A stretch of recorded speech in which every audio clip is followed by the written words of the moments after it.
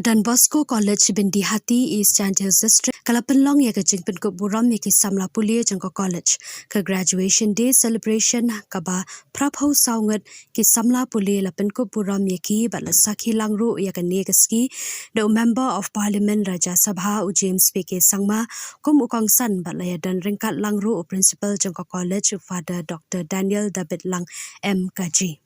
Habakaran hukum ukong san u James PK sangma ula ai kajing kubleket pocket riang bat ai ro ki kentin penslur bat ai mynsiem ki samla pule ki balasha pan ko buram u kentu yaki baki dai banang ya chaprang ban poi shaga thong ban long ki batre shitom bat duriap ha ki jing pule ban ya khun persha ki nu ki jing e ban poi shaga baki thmu ha ka ko por ukong san ula ai ro ya ka presidential address ka baula pensngau ye ki policy jong ka sarkar bat ki jing thmu jong ka sarkar ban kentiu ya ka pule puthi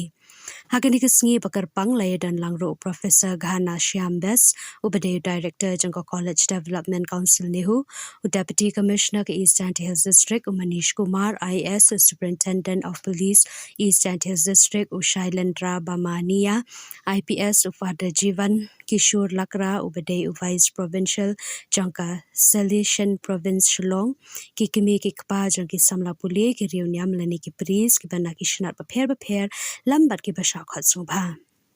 last tang ye ka program ta ka barwa ye ka national anthem jangkari bot pat sa ka jing tebe ding sharak pat u Father Dr. Daniel David Lang MKG ula ai ki kentin pidang sobha ya baro ki bawan shakani ka graduation day program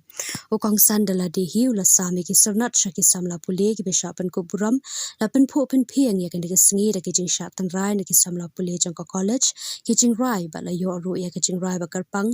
ba bang bathiang balapen bet pen biang da Don Bosco College Byndihati